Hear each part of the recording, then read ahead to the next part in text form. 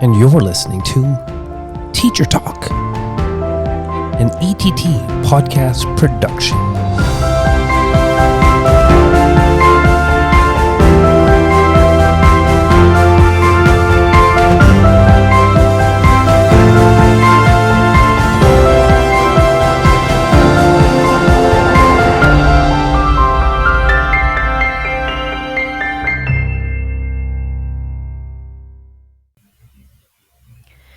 Welcome to Teacher Talk, an ETT podcast. My name is Pav Wander. I'm a grade 6 teacher in Rexdale, and I am here as your host for this episode as we talk to Rosy and Angela, who are going to be telling us a little bit about the kindergarten experience. Now, this is a whole different world for me, Rosy and Angela, as you know, but I am very excited to hear about your experiences because I know that they are very, very interesting and different, and I love to see what you two are doing and talk to you about your experiences. So please start by telling us a little bit about yourselves, your journey in education, and a little bit whatever you'd like to talk about in terms of your educational journey. And Rosy, I'm going to start with you. Hi, I'm Rosy Suppa. So I graduated from the concurrent York University education program in 2001, and I really thought that I was going to be a junior or middle school teacher. I thought that's what I liked. And after a couple of years of doing junior grades, I realized something was missing in these kids. I don't know, it was something about literacy. They were coming with sort of this delay in reading and writing. And so I asked some principals if they would give me a chance at primary, which they did. And in my primary journey, I was able to take several reading courses and do my specialist, and really became passionate about teaching kids how to read. And that kept me in grade 1, 2, or 3 for many, many years. And then the journey brought us here. And maybe we could talk a little bit more about how that came to be after Angela introduces herself. Amazing. Thank you, Rosy. I love that you made a change based on what you were saying in the students that you were teaching. Like, for me, that is extremely responsive, and I feel like that's a story that you don't hear so much. You know, like I made a flip. A lot of people are very apprehensive about And that flip. I think Angela and I have done that a few times, a few key times in our career, working together. So maybe we can talk about that after too. Even just in For terms sure. of, aside from even a flip in terms of the age of the kids, just our whole philosophy in education, we've flip-flopped so many different ways, and we've been really lucky enough to have some administrators who've helped support us in that journey. So I think we Amazing. can talk a little bit more about that later too. Absolutely. Angela, tell us a little bit about yourself. So I always wanted to be a teacher, but I started off as an early childhood educator. I went to Seneca College, got my diploma, and then working with all these different smaller age groups. One of the teachers that I was working with, she was an OCT teacher, and she advised me to go and get my degree and then become a teacher. So I did. And unlike Rosy, I always wanted to work with the younger grades. Even grade 3 for me was like, and I did grade 3, but grade 3 was already old enough. Like I didn't even want to go older than grade 1, but grade 3 for me was a huge challenge, but I embraced it, and I did actually end up loving it, but I don't think I want to ever go higher than grade 3. That sounds, yeah. Sorry, go ahead. Continue. Yeah. And then, so then my first job experience was working with the Toronto Catholic Board as a 3-4 split. And I did not enjoy that. I did not enjoy that. And it was just very different working at the Catholic Board versus what I was already used to, just in terms of the way they viewed education. It didn't coincide with my philosophy of education, especially coming from an early childhood background with like lots of open-ended, lots of now we call them loose parts, but lots of exploring and stuff I guess we're calling them inquiries, but projects based on the students' interests, and it didn't coincide with my philosophy of teaching. So thankfully, that LTO was only 2 months, and then I was fortunate enough to get a job at my current school, working with Rosy, and the rest is history. 20 years It's later, 20 here we years, are. 21 years 20 later. years later, here we are. Wow. That's Yeah. incredible. And I'm very excited to hear more about your journey as co-teachers, because I know that that's something that is very unique to your experience. Maybe not in the wide world of education, but for me, it's really, really cool to see a partnership that has lasted that long, and hearing what it's been like in a combined journey. So I'm really excited to dive into some of this learning and some of your experiences as ETT members and teachers. So let's start with your journey moving from the primary grades to the kindergarten classroom. I know that when you're thinking about, little people and the young ones that we have in our K to 8 spaces, it doesn't seem like, as a grade 7, 8, 6, 7, 8 teacher, it doesn't seem like a huge jump to go from grade 1 or 2 to kindergarten, but we know that it's a completely different world. So what I want to know is, from the both of you, what do you feel like was the biggest difference when you moved from primary grades into the kindergarten space, and little bit, and tell us a little bit about how your approach to teaching, your pedagogy, had to shift a little bit to meet the needs of the kindergarten space. Yeah, and you're right. It really is a big shift. Like, we feel like we're in our own space in the building as well. Like, we feel like we don't see everyone all the time, just because our schedules are different. If I can just jump back, Angela and I have been on the same team for many, many years. However, a few years ago, for many different reasons, we were not on the same team for a few years. And it was really our encouragement on admin's part, and admin encouraging us to really take this jump. We were approached, we were asked, we really mulled it over a lot, and we said, if this is going to mean, if this is going to make a difference to the students in our school, and if this is going to make us work together again and bring our best together again, we jumped on the opportunity. Going Because back to your, Mhm. because like working with somebody who's like-minded, who's ready for change, who's like ever always changing and always Evolving, yeah. questioning and always evolving, it's so much more powerful. It's hard to work in our type of environment, like in the teaching environment, like by yourself. For me, by yourself, because of this like heavy curriculum and like the needs of the students. It's hard. I feel like it's hard to like Carry that burden perhaps on your Yeah. own. And then Yeah. on my own. Thank that you. brings us to one of the big points and one of the big differences in working in the kindergarten program that we had to sort of face, is there is another adult in the room with you. So Angela and I are not in the room together. We each have a early childhood educator in the room with us. So that was a big difference for us. Although we're a strong team, the two of us, we now have these two other partners to work with.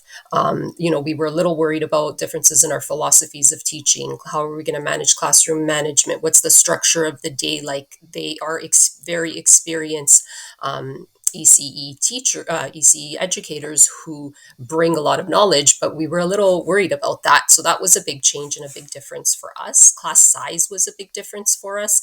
In the primary grades here in Ontario, we have classes capped at 20, but I believe in kindergarten it's 32. This year we have about up to 26 each.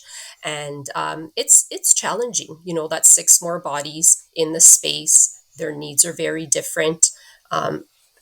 Planning for them and their different needs is very different in the space. So those are two big differences. Another big difference we found, and we've worked on, is some of these children are brand new to the education setting. They in the community in which we work, a lot of children don't have the opportunity or to go into an education setting or a daycare setting until they are 4 years old and come to kindergarten. So we really had to look at these little bodies and help them develop into independent skills. How to hold a pencil, how to line up, how to, use the toilet properly, wash your hands, zip up jackets, that sort of thing was really different for us as well. Angela? Especially coming from grade 3, right? Yeah. I'd be like, you don't What do have you a mean? I have to pencil? zip your Oh, mama. zipper? Yeah. Yeah. So, and that, like, even just the structure of the day was a huge adjustment for us. Like, completely, first of all, like the schedule was completely different than the rest of the school. Like there were no recesses. We had to adjust to having no recesses, or now we have to be outside for longer periods of time. Being more mindful of the students being on the carpet for shorter periods of time versus longer periods of time. Even just how to incorporate, because it's a play-based learning environment, how do we incorporate formal math and literacy lessons that are meaningful, that are engaging, for these little bodies on the carpet. But like in kindergarten, like on a more like amazing side, like in kindergarten, there's so much more time for student choice. And our programming is based more on their interests and curiosities, as opposed to solely being bound on this heavy curriculum that like governs us and that we have to follow. There's more freedom to education through inquiries. We really embrace this whole idea of inquiries, and the inquiries being based on student interest, and integration and curriculum connections happen so much more naturally. Like for example, we've noticed, like at the beginning of beginning of spring, we noticed like so many more insects or bugs that are in our environment, and naturally the curiosities about these insects, and they're picking up these little pill bugs and wanting to bring them in our classroom. So why not? So our whole inquiry stemmed from their interests, based on insects, was stemmed from their interests on insects. And then like the connections to the curriculum just kind of happen, right? So like we were looking at butterflies and pollination gardens, and through the butterflies, making butterflies and drawing butterflies and creating butterflies, we noticed it being like symmetrical, looking at pictures of butterflies, and symmetry is a curriculum connection. So it just happens so much more naturally and so much more engaging for the students. I love As that. primary teachers, I feel like we always kind of tried to do that in grade 1, 2, and 3 as well. But I think it lends a lot easier, perhaps in the kindergarten program. I think that both of you touched on something that I feel like, for myself at least, and I can probably say for so many other junior intermediate teachers, is missing from that educational space, from the pedagogy and the philosophy that we believe in, because so many times during the year, I feel like, there are things that I wish I could go deeper into that are happening in the environment. So whether that is the global environment or our immediate environment, I feel like, I wish I could go deeper into this, but I know that this is going to take us a long period of time, and then I'm not hitting the curriculum expectations that I need to get to so that I can report and assess on student progress. And I often feel like I leave out those things that I really wish I could touch on, for the sake of following along with the curriculum. And sometimes the pieces fall brilliantly together. Like the eclipse that we witnessed this year in teaching a grade 6 curriculum, it fits very neatly into that box. But how many times does that not happen? And it makes me wonder how many grade 7 and 8 teachers, or 5, 4, 3, 2, 1 teachers didn't dive deep into that because they couldn't pull assessment from it in terms of like maybe their science curriculum. And then even just, I just lost my train of thought. Even just, I just lost my train of thought. I'm sorry. That's okay. I was going to say, when we appeal to their interest, not all of my students are super interested in bugs, but the space allows for them to still explore other things in the classroom at any given time. So I think we really have a good balance of that happening in the kindergarten program. That sounds really good. You've both touched on some amazing points and some amazing things that I feel like, not totally, but makes me want to jump into that kindergarten space at some point in my career. I don't know. I find it frightening though. But let's talk a little bit more about, you mentioned class size, and we didn't really dive too deep into that, but let's talk a bit about that, because along with class size, and you mentioned you've got classes of about 26, but the cap can go up to 32. And I've personally witnessed with my own children, with my niece and nephew, what that size of a class can actually look like and how common it is for a class size of 32 in kindergarten. But we know that it's not just the size of the class, but it's also the complexities that are in that classroom. And you also mentioned that these are students that are new to school. And many of perhaps the challenges or obstacles or barriers these children might face may not be even evident until they are in an educational setting. And so, talk to us a little bit about your experience with that, maybe how it's been different or what you have seen and what's been eye-opening, and maybe how you've dealt with that. So so we always talk about this idea of the classroom being the third teacher, and in kindergarten now we've really embraced the outdoors, and how the outdoors is another third, like it's the idea of the third teacher as well.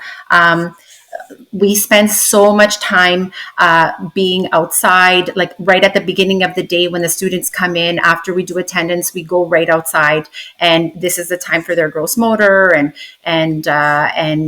we bring everything outside: markers, chalk, paint, we Books. the bike, books, shovels, pail, everything is outside, and so just embracing that outdoors as being the third teacher. We also make use of, like I said, the kindergarten spaces at the front of the school, but in the back we have this gorgeous outdoor open space where we go outside and we might look at the soil. We've had inquiries on soil, or we've had inquiries on the oak trees and the maple trees and the leaves and the seeds. So we really use that outdoor space for our inquiries. More recently, or throughout, no, actually earlier this year, we embraced going on walks in our community and looking at the outdoor spaces in our community. And we do at Beaumont, at our school, we have such gorgeous natural spaces. And we just recently discovered another one where there's like a river and beautiful trees and with blossoms and acorns and maple leaves and all kinds of things. And like when we play games in this environment, like one game we just did the other day was we were on the bridge over the river, and we picked up a loose part from nature, a stick or an acorn or a pine cone or whatever, and we threw it on one side of the river and went to the other side of the bridge to see it travel. And like that's another thing about kindergarten. Everything is so amazing. Like everything is so, like, they love everything. Everything is so Right. new and fresh and fun and exciting. And so I think this it is for idea, us too. Sorry, I was yeah, going to say, I think it is yeah, for yeah. us too. And it could be for Yeah. grade 6 students, just if you Yeah. just do it sometimes. Like, Right. just go ahead and try something new. Sorry, Angela, I jumped in there. Yeah, no, please. And like the environment has provided us so many entry points to like this whole idea of inquiry based learning. We showed, like, for example, we were talking about like animals. Like one of the students started talking about like a rabbit or something. So animals in winter. So it brought us into this whole idea of what kinds of animals that we have in the wintertime in Canada, because tigers, they talk about tigers and lions, and so we talked about kinds of animals there are in Canada in the wintertime, and how many investigations and observations we made just on that. One activity was we made a plate outside in our environment, the environment being our classroom, the third teacher, but we made food plates for like a squirrel, like what might a squirrel eat. So the students went around and gathered all their different ideas of what a squirrel might eat in the wintertime and made plates, and we left them out for the squirrels to eat. Right now we're working on a pollination garden, right? Because we were talking about insects, and like the learning is endless. There's just so much, and that curriculum, just the curriculum points just fall so naturally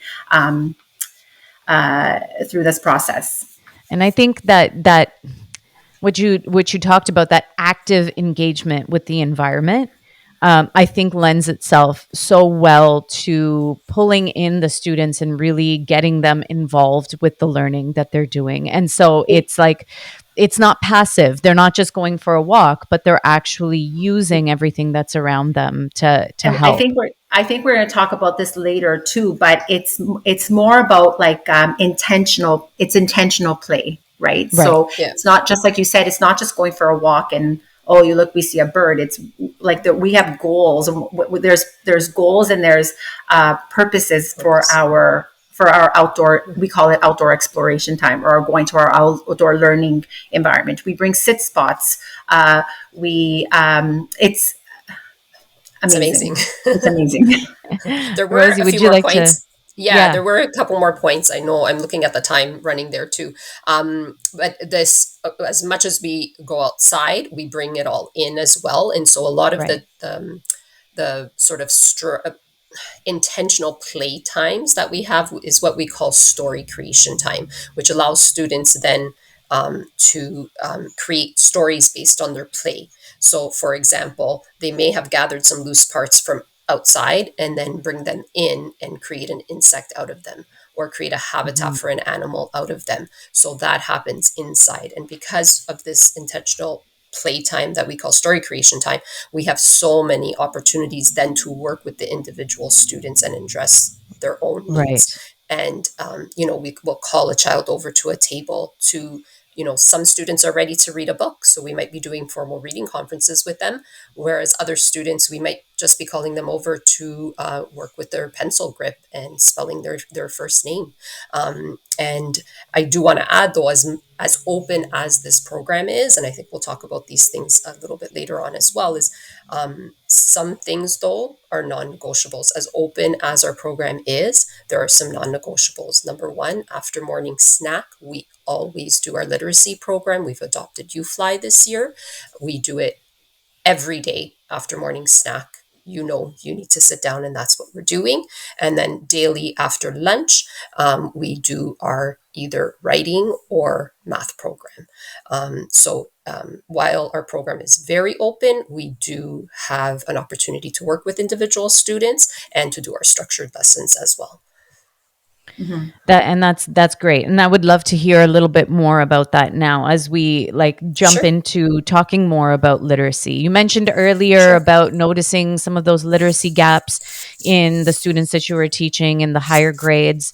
You've adopted UFly, which I haven't had any experience with as of yet, but I hear is an amazing program for sort of to back this science of reading emphasis that we're putting into our classroom space, which I think is important. And it sounds like, engaging the students with play, but then also having that structure really helps to balance the way that the literacy program looks. So I'd love to hear a little bit more about what a literacy program in kindergarten might look like. Wonderful. So as we mentioned earlier, our intentional playtime we call story creation, which allows a child to play and then create something and then document what they've created. Because early on in the year it was, can you take a picture of this? Can you want to see this? Do you want to, here, look, Miss Supa, I made this. Well, we adopted what we took on, we embraced Brightspace, which is one of the tools we have at TDSB for the students to document what they have created. And so we touch the oral language piece. When the students have then created something, we have set aside time for them to share what they've created, which develops their oral language. And it provides students to talk about what they've created, as well as their peers will then give feedback on what they've created. So that's where we touch sort of the oral language piece.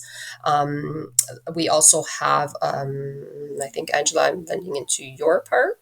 That's okay. Go The ahead. rhymes. Yeah. So one of the other things that we have is daily period right at the end of the day where we do oral chants and rhymes, and this really paves the way for oral patterns in language, builds their vocabulary. They begin to see rhyming patterns and that sort of thing. And And it's like Angela, just good yeah, old, and it's also just good old fashioned fun, like yeah, just sitting on the carpet together and chanting and rhyming and singing. And like sometimes you do these moves to these chants. And it's just like, I remember as a little girl doing doing these like old myth muffet sat on a tuffet, right? Like all these different rhymes and chants. And like, especially now, I'm not sure if, I don't know what the science is behind it or the research is behind it, but like coming from COVID, we've just noticed so many students, like I flagged a lot of students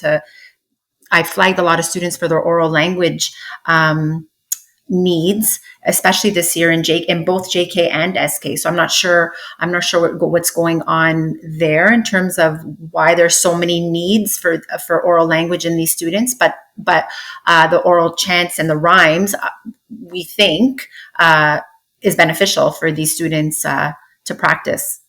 For sure. Angela, do you want to start talking a little bit about our structured U-Fly? Yeah. So we had no idea what this was. Over the summer, we were super nervous about getting this started.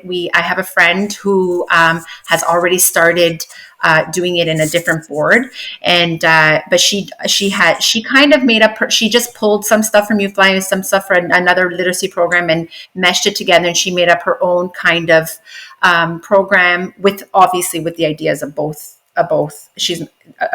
those programs, and then she even made her own decodable. So we talked with her. She showed us her program. She showed us everything, and we were super excited but nervous at the same time. So literally, the students are sitting on the carpet and they are blending and segmenting sounds. So we say the words blending and segmenting, and when we say blending and segmenting, they know what blending and segmenting is.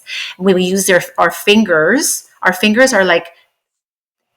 like represent each sound. Each sound. It represents each sound, and they know like how it's amazing, like how to put it together. Like even just the I was talking to Rosy. Like always, we always talk, but I was talking to Rosy about this one sound, the W sound. Like, how many times did you say W is what? Right? But it's not. It's not what.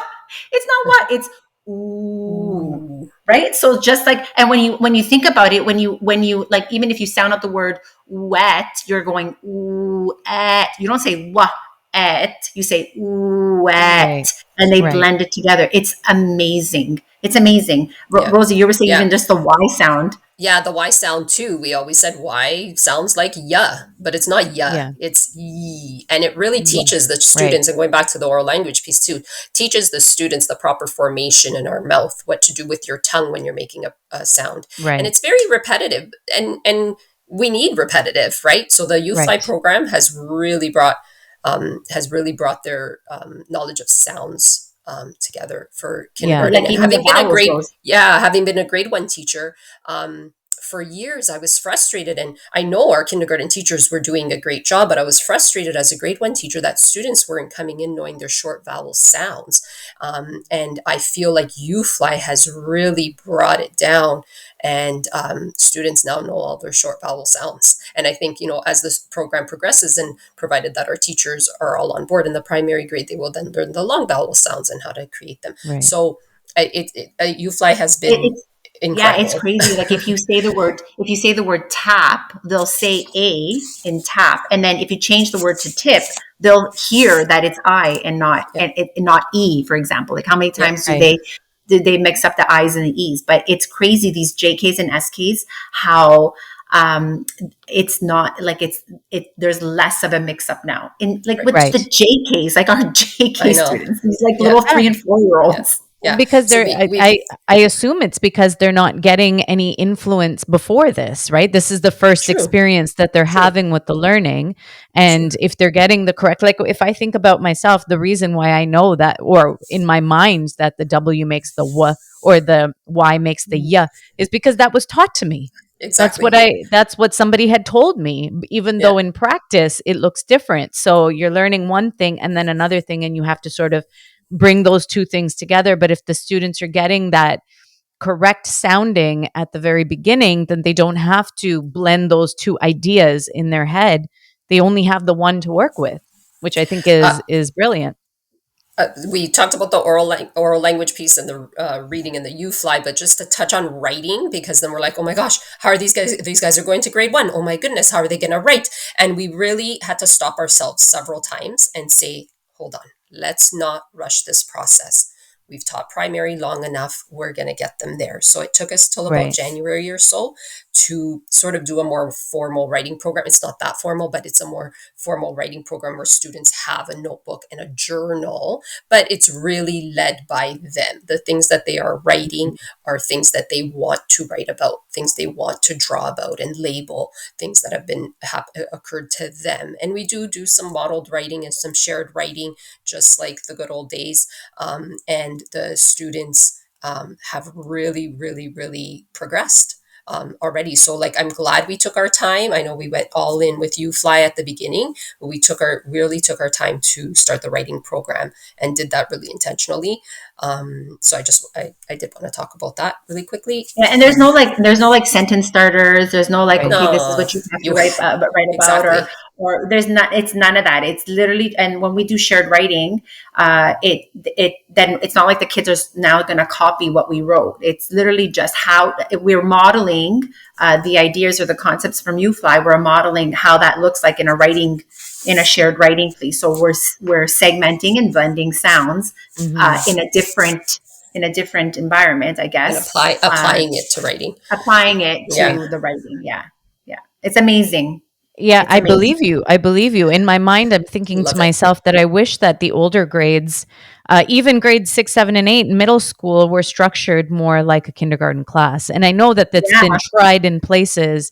It is more of like, the Montessori approach or the Reggio Emilia sort of play based learning and inquiry and driven by interest, driven by the environment, driven by things that are happening around them. So hard to implement. So I love It's so that hard. yes, I It's so hard. imagine. Rosie and I started some, we taught a 2-3 split together a few years back.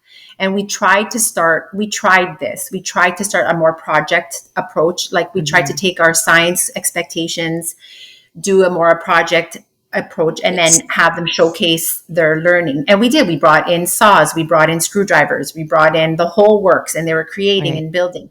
But you're pressed for time. Yeah. You're pressed for this because you have to cover all these expectations. And how are you going to, if you're working on structures, how are you going to teach animals if they're still building structure? Like it's just, Yeah. or like then I have math, and oh shoot, I also have to teach art, and I know that things can be integrated, but if it doesn't flow nicely, then you're just forcing it, and it's not really Right. meaningful anymore, right? Exactly. Exactly.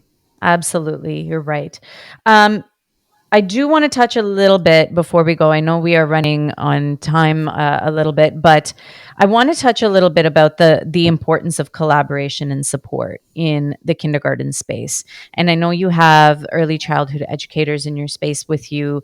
You collaborate with one another, but what does that look like, and how much does it impact the learning when that support, the resources, the human resources, as we call them in the school setting, are not quite available or where they need to be, and we're sort of bogged down by the lack of appropriate supports in the classroom setting. So talk a little bit about how you navigate Yeah. collaborating Yeah. and getting supports Yeah. in the kindergarten We're space. definitely not focusing on the negative, because if we focused on the Right. negative, I don't think that would do anybody any good.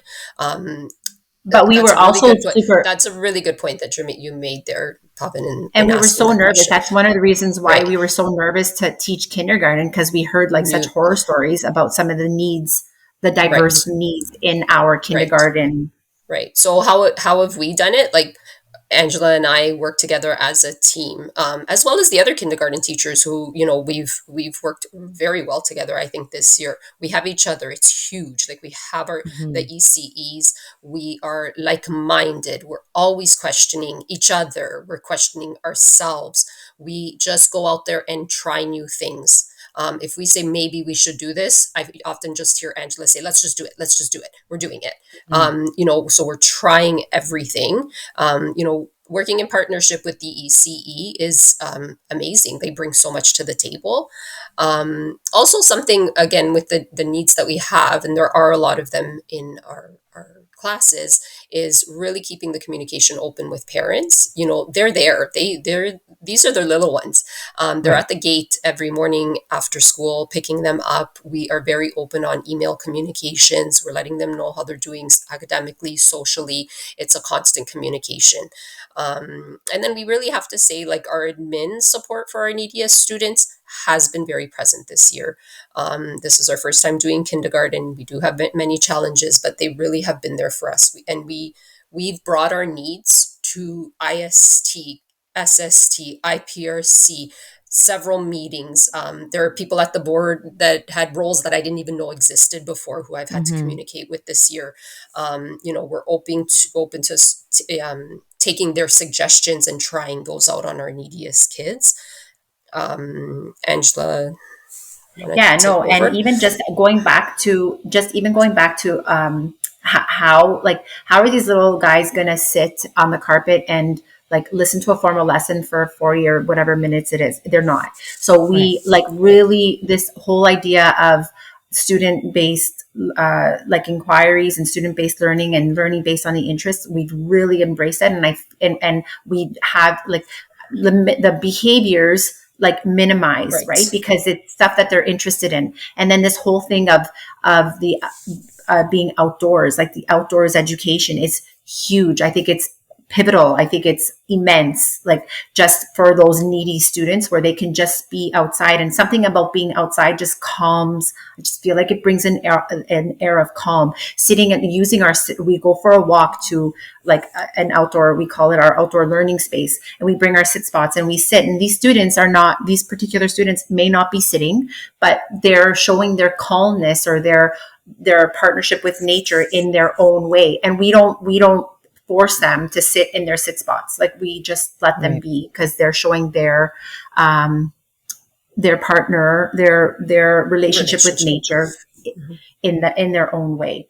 So just a lot of I think that whole student choice and that outdoor education has helped us. I'm going to speak for you, Rosie, because I'm pretty sure Mhm. like it has helped us meet those needs. It's Right. it's challenging, Pat. Like it's Yeah. challenging. I'm not going to minimize it. It's Yeah. challenging, Yeah. and sometimes we look at each other and we're like, In the right? first few months, I looked at Angela and I said, I feel like this is like the newborn stage. Like, this is how tired I am. I felt like I had just Yes. had a newborn. It is Yeah. exhausting, but it's So it's a work in amazing. it's like a work in Yeah. progress. We're just always communicating. We're always like saying like, what else can we do? What else can we do to meet these needs? Because let's face it, we do have some really challenging students in our class. Yeah. And I think Yeah. what I've witnessed as I have watched your journey from afar is that you are responding to the needs of that space and you are doing the things that need to happen in order to make the journey for yourselves, but also for the students that are in that space for 1 or 2 years with you, as beneficial and as accommodating as possible, because ultimately the space is for them. And so if you are not shifting your pedagogy, and this is not just to the two of you but for all teachers, to meet the needs of the students in the space, then it might be a more difficult year for both Yeah. And parties, right? For the students and You the have teachers. Rosie, you have a perfect example of like the visual schedule for one student and Oh, not yeah. for the other student. That's like a Right. perfect. Do you Yeah. want to like share that? Because I Yeah, think that yeah, was of course. amazing. Yeah, thanks for bringing that up. You're told as teachers when you bring a child to team, especially in primary, it's, oh, have you tried visuals? Have you tried visuals? Do you use a visual timer? Well, that doesn't work for every student, but you have to try it. You have to try it because it may work for that one particular student. And it has for one of my neediest students who was new to the country, who we didn't even know had English at first. We didn't even know if he understood language at first, but he has responded to a lot of the, how do I put it? Visuals, those. Yeah, the visuals and the strategies that we've put into place for him. If I speak too much about it, I'll probably get emotional. Like, but he Yeah. comes in every day and follows what needs to get done. Hey, he knows there's a reward at the end of it if he follows the morning schedule, and he knows that we communicate with his parents. So it really all comes together. Yeah. But then for the student that they suggested it to, it Right. didn't It didn't work, work. It right? won't So Okay. work it for just all students. Okay. You've, yeah. Yeah. So right. it So like kind of by luck it Yeah. happened to Yeah. Yeah. work for one of the other students that you tried it for, and that's Right. wow, what And a you have success to try. story. Yeah. Beautiful. You really do Yeah. have to yeah, try. yeah, it is. It is really when you see the student now, you would never know Right. Right. yeah. So Yeah. it's nice. It is a Amazing. beautiful story. Beautiful. And what I want to hear from both of you is there anything in your journey? I assume you're not done in the kindergarten space as we approach the end of the school No. year, and this is a journey that you wish to continue. Is there anything new that you'd like to try, or anything that you've been working on, anything that you've been talking to each other about integrating into your kindergarten space that might help some other teachers that are listening as well? So we definitely want to continue our journey in kindergarten. We definitely want to stay in kindergarten as long as maybe we possibly can, because we feel like just like it's a 2 year program for the students, for us too, we need that second year, Yeah. maybe a third year to keep trying some new things. We already know some areas that we can improve in our programming. For example, working on our outdoor space, sort of that yard that the kindergartens use. We really want to make that more inviting to the children and even to Yeah, the adults. Go ahead, Angela. there's that. No, because our students are like a lot of our students are excited about these kitchen materials that we have. So Rosie and I and the other two kindergarten teachers that work well with us as well, we decided to have the students create a mud kitchen. Because if you buy a mud kitchen, it's like, I don't know, it's like $700 or $800, $900. But why not have the students create the mud kitchen and bring in nails and hammers and wood, so that they can create it themselves, and it gives them the sense of ownership. It gives them they're like, and I truly believe, like, if they're part of the learning journey, if they're a part of the The partnership, because like process. it's a teacher and student partnership, right? It goes hand in hand. Like, it just paves the way for so much more success. They're treated as equals. It opens the door for risk taking, right? Because they're seen as like a partner and an equal, and they just feel comfortable in a safe environment. So I'm so excited for this mud kitchen. We just have to find these slabs. I have Look how to excited she is. interrupt. I have to interrupt because my intermediateness is showing. I have no What is a idea mud what a mud kitchen? kitchen is. It's Can you? basically, you can buy like a kitchen set for your own children at home, or your niece or Yes. your nephew. Well, Yeah. it's created out of wood and it's kept Okay. outdoors, and it Okay. has, it's an outdoor kitchen, but it's made of wood. Okay. It's not that plastic Okay. Fisher Price material. Okay. Got it. Yeah. And Okay. So so you see, there's no mud involved well, unless no, it's well, There to is. No, there there could is. be, because if it rained, Okay. was a puddle, they're using the little ladle Got that it. are part of our materials. They're bringing it to the wood chips in a bowl, and look, Okay. they've just created a cake or a pizza or They're whatever. using outdoor raw materials So it to could do be mud. Loose their It could things. parts. be Okay. very This much whole mud. idea of loose parts. This Love whole it. idea of Something loose else parts. we really want to, I know we could talk about this forever, but something else we want to continue on our learning journey in kindergarten is to embed Indigenous education and teachings. We are getting our feet wet there, and with the children, they now know what Indigenous means. They're starting to learn about the land acknowledgement. So really, how can we extend that as we learn too about Indigenous education? We want to continue our strong literacy program and improve it wherever we can. And who knows, maybe we'll make our own kindergarten podcast down the road. Yes. I love that Who idea. knows? Yes. Who Oh my knows? gosh. Yeah. Yeah, You just yeah. got me super excited for a One more, collaboration, perhaps. yeah, Yeah. Oh, yeah. I would love that. Maybe. One more thing we didn't mention, and it wasn't part of this question, but I know Angela's been Mhm. super mindful of this and really has helped us all be super mindful of this, is like kindergarten shouldn't be that separate space in the school. Hmm. Kindergartens should come to assemblies.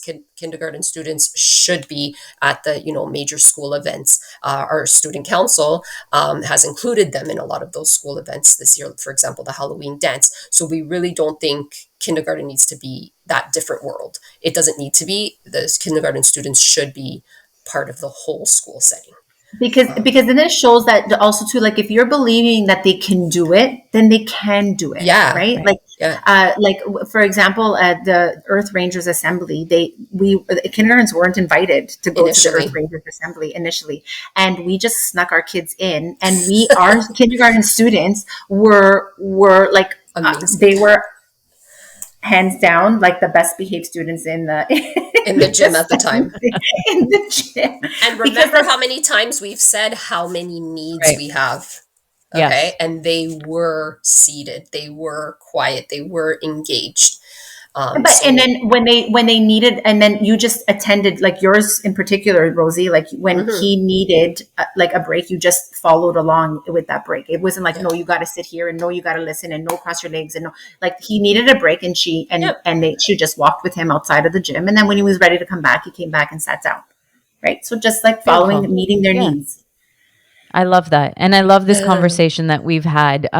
Do either of you have any last comments or words or anything that you want to express that maybe we didn't get a chance to in the conversation?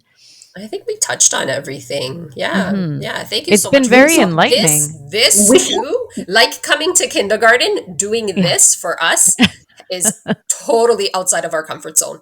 So thanks for helping us feel comfortable and for inviting us to do it. And thank you to both of you, Rosie and Angela, as you enlighten us a little bit about the kindergarten experience and your experiences moving in from primary grades into that space, and what you've done with that is very inspiring to watch. So thank you so much for joining us on Teacher Talk and ETT podcast. And that's a wrap for today's episode of Teacher Talk, an ETT podcast production. We hope you enjoyed this insightful discussion. We'd like to remind you to rate, review, and subscribe to our podcast on your favorite platform. Your feedback helps us reach more educators like yourself. Don't forget to visit our website at ett.ca. There, you'll find additional information and resources from ETT. The ideas and opinions shared on this podcast are our own and do not represent the viewpoint of any organization. We aim to provide a platform for open dialogue and thought-provoking conversations. If you have any topics you'd like us to cover or any questions you'd like us to address in future episodes, feel free to reach out to us on social media or email teachertalk@ett.on.ca. We love hearing from our community. Teacher Talk is a Che and Pav Educational Services production, where we strive to bring you the best educational production and professional development. You can connect with us at cheandpav.com for all your podcasting needs. Until next time, keep inspiring, keep teaching, and keep making a difference in the lives of your students.